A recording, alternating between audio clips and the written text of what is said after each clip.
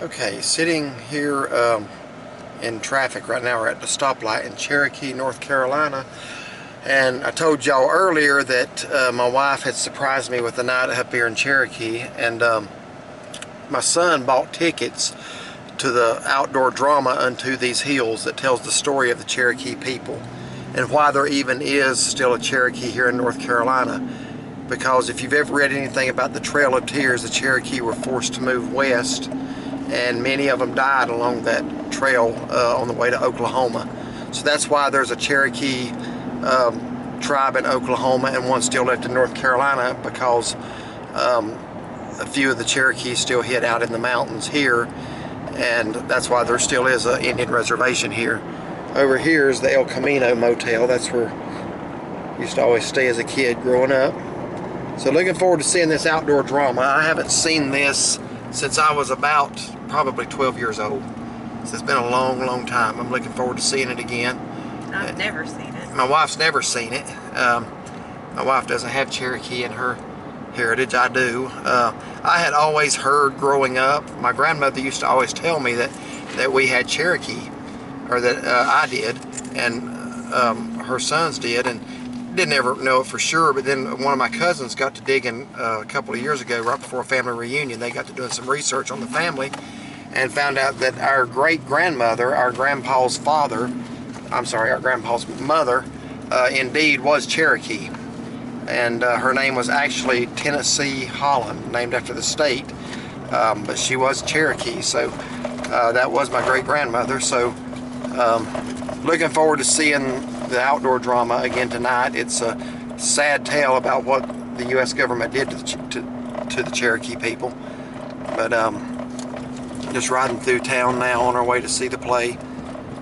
And like I said, the tickets are a present for my son, so looking forward to seeing that tonight. And tomorrow we're planning to ride over to Bryson City, and my wife and I were talking, and we want to do some of the Smoky Mountain Campgrounds, even if it's just ride through. Some of them we've camped at, some we have not, but we're going to ride over to Bryson City tomorrow and look at Deep Creek Campground, and we're going to do a ride through of that. And then also Smokemont Campground, which is just outside of Cherokee in the national park, and possibly try to do a hike tomorrow. So hopefully we'll have some more videos coming your way. Alright, we've just turned on the Highway 441 North, headed towards Great Smoky Mountains National Park. Speaking of park, over here is a nice little picnic area and a wonderful cool river on a hot summer day like this is. It's kind of hot today. Good place to get in the water and cool off. Up here on our left is going to be where we turn to go to the outdoor drama, right here by the Cherokee Indian Museum. And also next to where you see the play Unto These Hills, there's also the Cherokee Indian Village.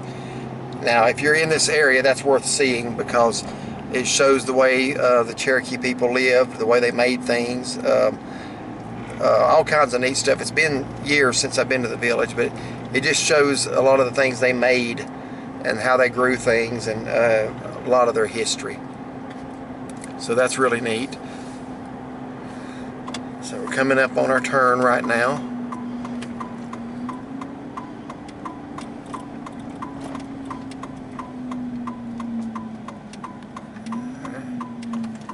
Over here's the museum, and all over town in Cherokee they've got these bears that are painted. I'll try to zoom up on that one there. Yeah, some of them are pretty colorful. Yeah, some of them's real colorful. Over here's another one on the corner. Let's see if we can't get him up close. But you literally find these all over town.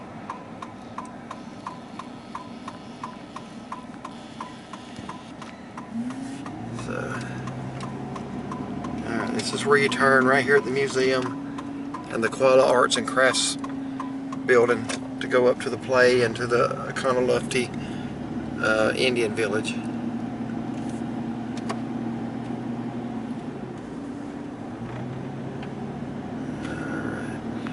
The last time, I still remember this, and I say I was about 12 years old. We went in the month of August, and I kid you not, we like to froze to death that night. You wouldn't think that in August, but about the time the sun went down, that cold air started coming down out of the mountains.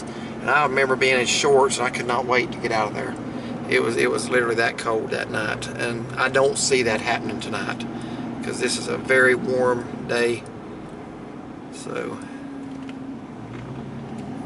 we're almost there unto these hills, Mountainside Theater and the Lofty Indian Village. Getting into some shade up in here. I don't remember this little picnic area. That's what I was saying, big this little area. Yeah, it's nice and shady. Alright, we're almost here at the Mountainside Theater. Now, I'm not even going to take the camera in because I'm 110% sure that you are not allowed to record the show. So we're going to respect that.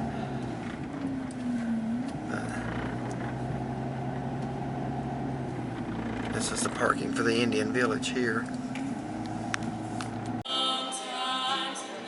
Okay, we are at the Mountainside Theater for the play Unto These Hills, and I haven't seen any signs saying not to record the show. I'm still pretty sure they don't want us to, but I do want to let you see the inside of the amphitheater here. And there's Princess Shaughnessy. And, looking forward to seeing this tonight. We're still in the pre-show. The show starts at 8 o'clock and goes to 10. So, but pretty good little sized theater here. So we're going to go down and find our seats. And looking forward to seeing this reenactment of what the Cherokee people went through.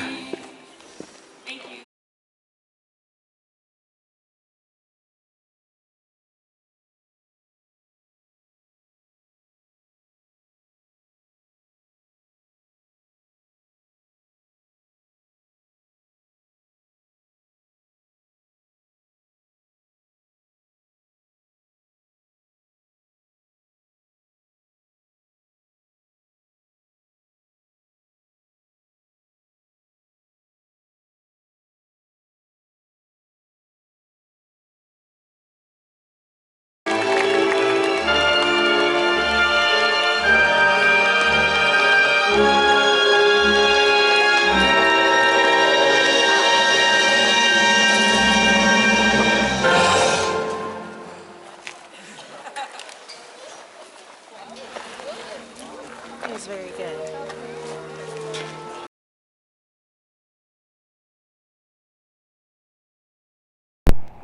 Alright, we're over here at Deep Creek Campground in Bryson City, and we've never been in this campground before, but we are fans of camping, so we just wanted to drive over today since we were in Cherokee and take a look at it. And we're going to try to respect other campers and not walk through their sites, but I do want to see some of the sites for a possible future visit. Like I say, we're just outside of Bryson City, North Carolina, in a very remote area of the Great Smoky Mountains. And I just want to get some of the sites here. And we're going to try to maybe do some vlogs on the various national park campgrounds. Now, there are campgrounds outside the national parks that have showers and full hookups and everything, but the national park campgrounds do not have showers, so you have to rig up your own. That 15, look how nice that is. You're back here and you're That is, that's really nice. Site number 15 over here, close to the bathrooms, short walk to the river. These are all reserved already, but the only thing I don't like, maybe this is site 14, while I stand on, and then 12. You're very close to 12 right there. You're close to everybody. You are close to everybody. That's why I thought this was actually the group camping area to start with. What's that one there? Is that the 10 maybe? I was looking online at site 10, but you got a nice little river that flows right through here. And again, we just decided to drive over for a possible future experience here. We have camped in several of the national park campgrounds. We camp in Cades Cove every summer. We've camped at Smokemont, although that's been some years. Smokemont's a beautiful campground. We've camped at Cataloochee. Love Cataloochee. It's a small one. But walk back here. I'm gonna try to walk down to the river just a little bit. And yeah, if you're fortunate enough to reserve a site here on the river, you've got this beauty of God's creation coming right through here.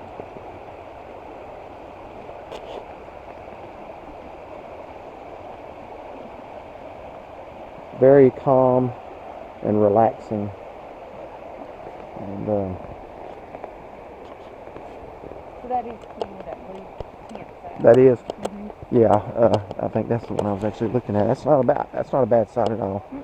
It's kind of in the shade. Most of these campsites are shaded very well. But like I say, we've camped in 3 of the national park campgrounds. We've camped at Cades Cove, Smokemont, and Cataloochee. If you're ever in Cataloochee, I'm just going to give you a tip, and you have to reserve it months ahead of time. Try to get site number 7. It's the biggest site, and it's also has the best creek access. Not every site in Cataloochee has access to the creek, but that one does. That's the one we get when we go. If I can't get it, I don't go. So, but this is the tent only section. Then there's another section for tents and RVs, but pretty nice campground over here outside of Bryson City. So anyway, we're going to go on up to Smokemont here in a little bit as well and look through it. Alright, this site kind of caught my attention. This is site number 30. It's not directly on the creek, but there's plenty of space, and you're kind of back over here by yourself a little bit, and I like that. Plenty of space for me to hook up my shower thing out of PVC pipe that I make.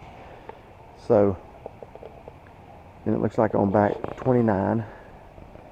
Really nice, well kept campground. The way it's set up, I thought this was like the group camp area, but it's not. These are individual sites. So, alright, and this is loop. They have loop C and D, but I don't think they have a loop A and B. That's what I can't quite figure out how they came up with that system. But that's what confused us. We've driven back through twice now looking for loop A and B. Alright, well, we're going to drive on now.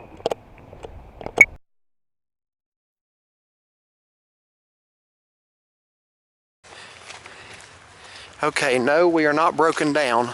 The other plan we had today was to go up to Waterrock Knob again for a sunset, and that is now out. The weather is getting ready to go downhill in a hurry.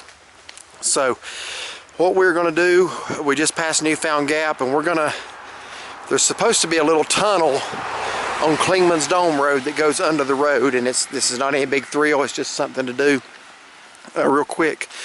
I'm not even sure if we're in the right spot, but I think we are. But there's supposed to be just a little tunnel that goes under the road here that you got to know where it's at. And from what I've read, I think this is going to be it. Looks like there is a little path here that people have walked, but we're not going to be going up to Waterrock Knob today. At Newfound Gap, you're looking out towards Waterrock Knob and you can't even see it. It's so socked in the clouds. So thought we were going to get a good weather day today, and we have so far, but looks like the rain's getting ready to move in. You can see the clouds on Clingmans Dome Road. Still a little bit clear out in there, but all right.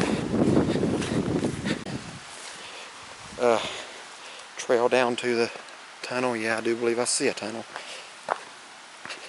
So watch my footing here. And this is really just a short 5-minute walk off of the road.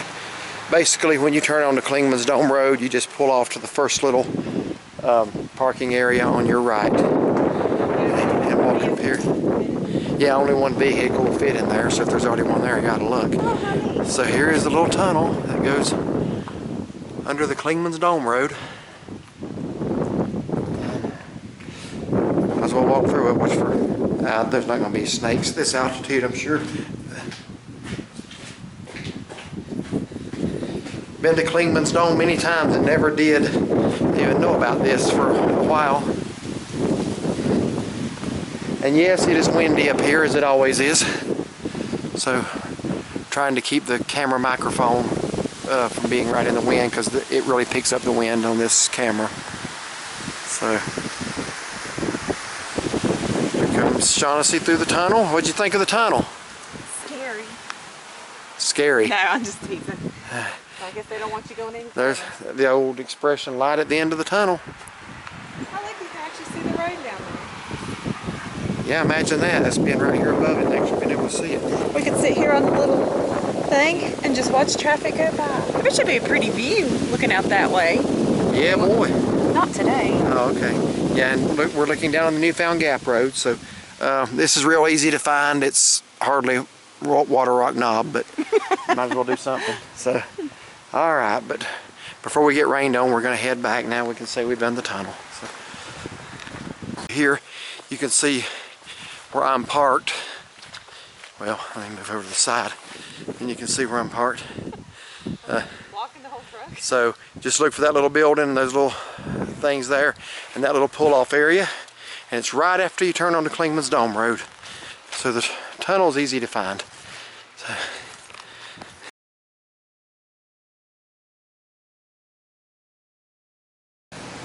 Okay, earlier this morning we did a ride through of the Deep Creek Campground in Bryson City. We are now, we've completed our hike for the day, and we're back down outside of Cherokee, and so we want to feature another Great Smoky Mountains National Park campground, and that is the Smokemont Campground. Now, I've camped here several times when I was young, and my wife and I, Shaughnessy, we have camped, what, probably 2 or 3 times at least. Yeah, at least 3 that I can think of. This is not one we've been to lately, but it's a really nice campground. It's very well kept, and it's a large campground. Pretty much all of the national park campgrounds you need to reserve now, rather than just come up and try to get a site, because right tonight it's full. So we're going to do a quick ride through the Smokemont Campground and let you see it. Once again, there are rules like right here, bear habitat, food storage regulations. You have to keep your food put up when you're not using it. So here's the office where you register or pay. Actually, if you reserve online, you have to pay beforehand, so I guess you can actually maybe come in. But you still have to stop and let them know that you're here. Yeah, you still need to register, but anyway, I'm going to put the camera out here because all the campsites look like they're in the middle. So we're just going to do a quick ride through the campground. We're starting with campsite B1 and B2 and so on. I'm going to pull the mirror in.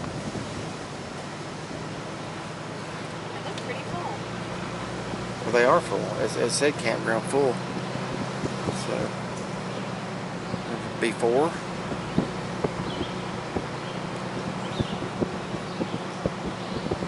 B5. I don't know why they're not starting like with an A loop. I guess maybe they don't have an A loop. There's not really, in this campground here, it's so spread out, there's not really a bad site. I'll tell you folks something I know you can't smell over the video, but the campground smells wonderful. People cooking, campfires, cooking their supper. I might try to hang out and make friends, you know.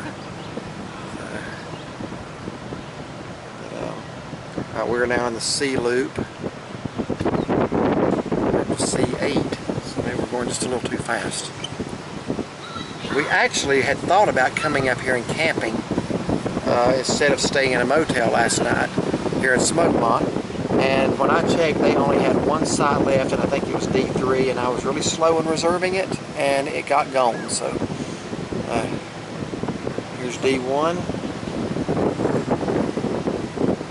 D2, and no, I'm sorry, it was D13 because it had like a little rock water fountain.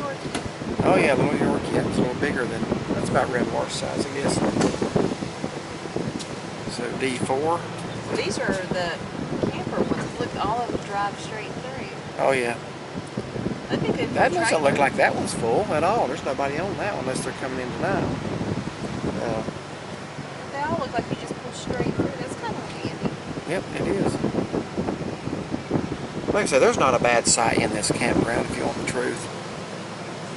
People just relaxing and enjoying life. Like I say, I love to camp. Yeah, it was D13, not D3, because there was that water fountain. Oh yeah, you can say And any of these would be good sites, honestly. Not far from the bathrooms. No. And this is there's RVs and tents up here. But we got a lot of camping supplies. We were just stuffing this back of this pickup truck full last year, and I have bought a trailer since last year. So I'm going to start towing my trailer when we go camping and put my coolers on it and help out with space a little bit. So we've completed the loop. Now we're going back down the other side.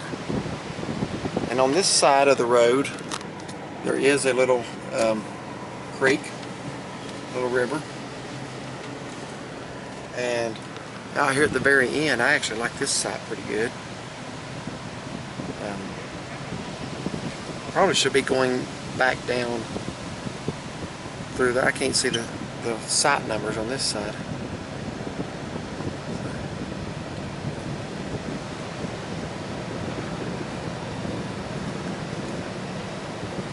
The sites are not directly on the river, but you can hear the river from this side anyway. And, well, look at that. That looks like exactly like our first tent right there. The one that is exactly like it. We bought that back when Dylan was a baby. He's 25 now. So, our oldest son.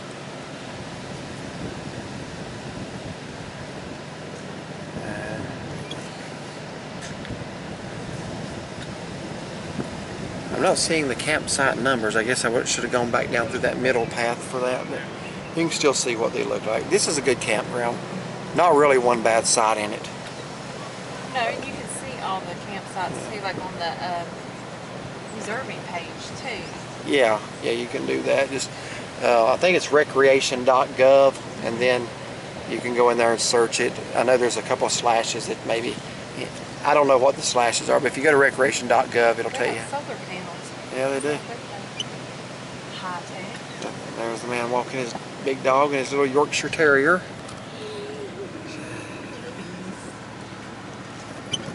And I'm going to tell you something. Pets love to camp. Ours do. I know there are some people that, you know, they say leave your dog at home when you go on vacation. Dog don't want to go. Our dogs love to camp. Those dogs looked happy. We like to camp with our dogs. So if you don't like dogs, camping's probably not for you.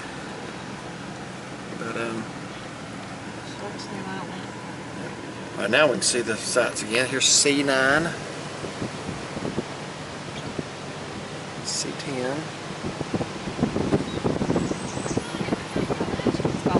Yeah, I see it. Yeah, he hit a rock. I saw him there. C12.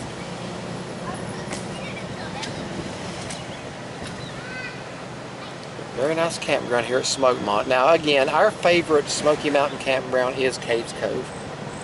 And for a couple of reasons. Is because Cades Cove's right there and you can drive through the loop. We usually drive through the loop at least twice a day when we camp there. And they have a very nice store, a camp store that has souvenirs. Ice cream. Just about anything, t-shirts. They got supplies too. Any supplies you forgot. They're a little pricey on the supplies, but yeah, but if you need it. Well, like those Mayfield chocolate milks we get, they're as cheap as they are in town. But yeah, some things are pricey after you forgot charcoal. But you know, it's cheaper than driving back over to Townsend. Oh, definitely. So,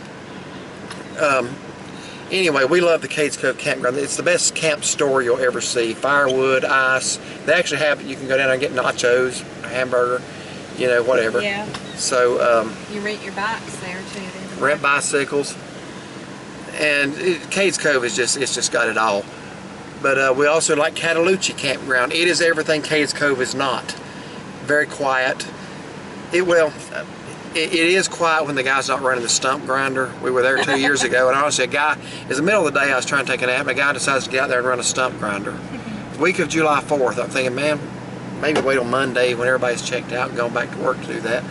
But the campsite we get in Cataloochee, and it's the only one I would ever want. It's campsite 7, and you can walk straight back through it and prop you up a little cot right there on the river and sleep for hours. But this Smokemont here is a beautiful campground as well, so I want to feature that one. The ones we've never camped in the national park are Balsam Mountain. We are going there July 30th. We already have reservations, so pray we have good weather. I hope. Yeah, because it can get rainy. Balsam Mountain is the highest elevation campground in the Smoky Mountain National Park. It sits at 5,300 feet. So it don't get hot up there, and it gets cool at night, even in July. So that's one we're going to take our hoodies and our blankets with us. All Alright, Smokemont's only just a few miles out of Cherokee. Probably, what, maybe 5 miles from Cherokee, if that. Yeah, there's a lot of trails right around here, too, that I've There are. that you can go. I think from the campground you can maybe go up Molly Ridge. I might have to check myself on that, but I want to say Anthony Creek, Bradley Fort, and I want to say Molly Ridge out of there. Now, we're coming up on the Econolofty Visitor Center here in just a few miles, just outside of Cherokee, just inside the national park. We're not there yet, so I can't make any promises, but usually this time of evening, it's very common to see a herd of elk out in the field. So we're going to hopefully see some elk. And if we see them, I'm going to put them on this video as well. So if not, then oh well. But usually this time of evening, it's about a sure bet. So hopefully we'll see them. We've literally come a mile since I said that, and here we have 2 elk right now. So we are not at the Econolofty Visitor Center, but I am at least going to guarantee that we see some elk, since I don't know what's up ahead there. I wonder if that was going to cross the road. I believe it is. And I sure hope, yep, he's going to cross the road. Alright, let me ask y'all a joke. Why did the elk cross the road? You don't know, do you? No. You've heard why the chicken crossed the road? Why? You've not ever heard that? Well, yeah, but That joke's been around for 300 years. I don't know what the answer so? is. I guess because Colonel Sanders was after him. I don't know. But anyway, the elk just made it across safely. That one's collared out here. I guess they might both be. Usually if you see a couple, there's a lot more around somewhere. Now right now, everybody is being smart and staying away from the elk. We do have one individual. Let's hope she Gets back in her vehicle. doesn't do anything dumb here. And when I say that, I don't mean to be a smart aleck, folks, but it is a rule here. Stay 50 yards from the wildlife. That's 150 feet. Now, obviously, she's in her vehicle and it's approaching her. That's not her fault. But if she gets out and approaches it, it is her fault. Those elk can do some damage. They can become aggressive. Yeah, we've seen some with some big racks on them, too. Yeah, we sure have. This one is going to cross the road as well. I noticed her friend was gone. So she's going to cross the road. I'm going to zoom up. We're at least 150 feet away, and we're still in our truck. So Taking its sweet time. yes, it is. The video's a little wobbly too. Let me get my hand off the steering wheel. Alright, and we may still see some more at the visitor center, but I did want to put those 2 on here. Alright, we're coming up on another elk that just crossed the road, so I'm feeling a lot better about our chances of seeing one at the visitor center. So that one just walked across. So the last time we went by the visitor center, I want to say, I don't remember what, maybe it was towards last year, maybe in the fall, there was probably 100 of them in the field out there, 100. That's a bunch. Don't know if we're going to see anything like that tonight, but we're coming up on Mingus Mill, and we should be coming up on Econolofty pretty soon.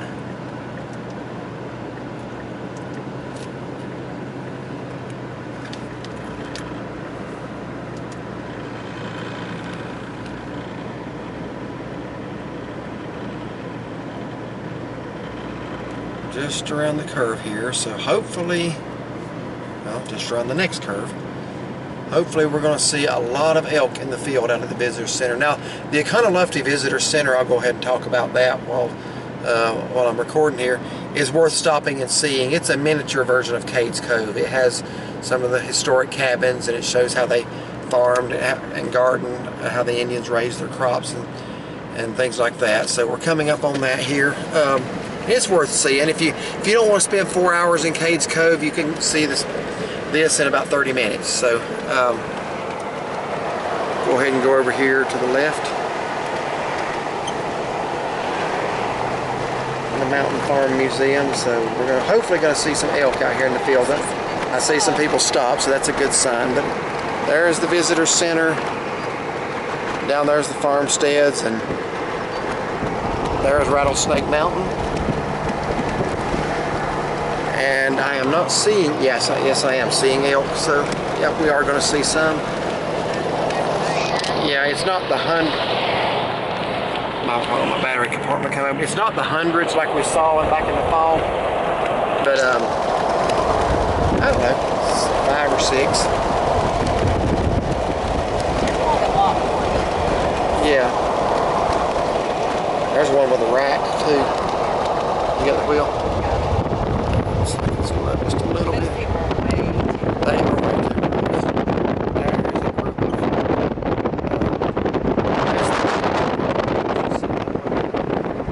Breaking the rules. I kind of wish, I'm going to be honest with you, I kind of wish the Rangers would come through here and start finding people that do that. I don't care if they stop at their cars, but they're getting out. At least they're not walking out there in the field, I'll say that. But they can still get hurt.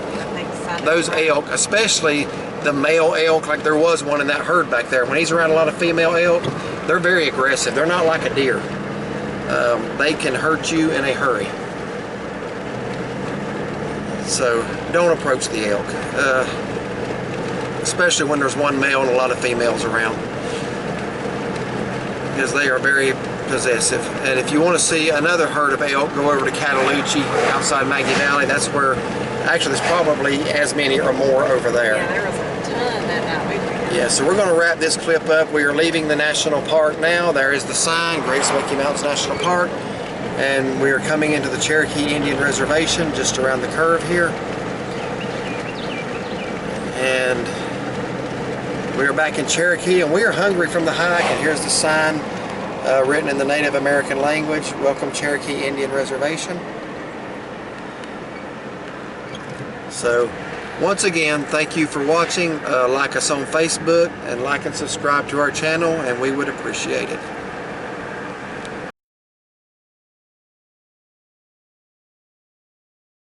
Okay, everybody, I did decide to try to go up to Waterrock Knob tonight, and it's official. The sun never shines up there. It's always in the fog. So, however, coming back down, I had to pull off and see this. This is a sight. Of course, you got the mountain laurel and the azaleas right here, and a beautiful view with the clouds over the mountains and moving across the mountains. So I had to stop and just get a quick shot of this. Go over here just a little bit. Oh yeah, down through here I can actually see it a little bit better. So I just want to share this view. This is amazing.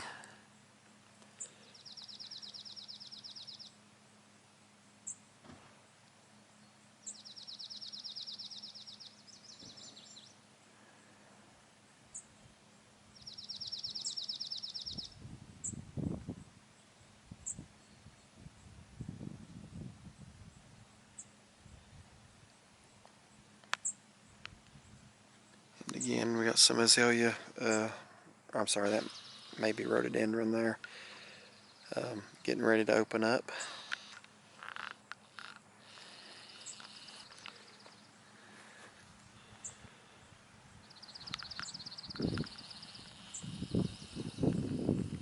But I had to pull off and see that. That's a pretty amazing view. And of course, once again, these trees are typical of what you would find in Canada. And they grow on the higher slopes of the Great Smoky Mountains and the Blue Ridge Mountains. But that's just a beautiful view there.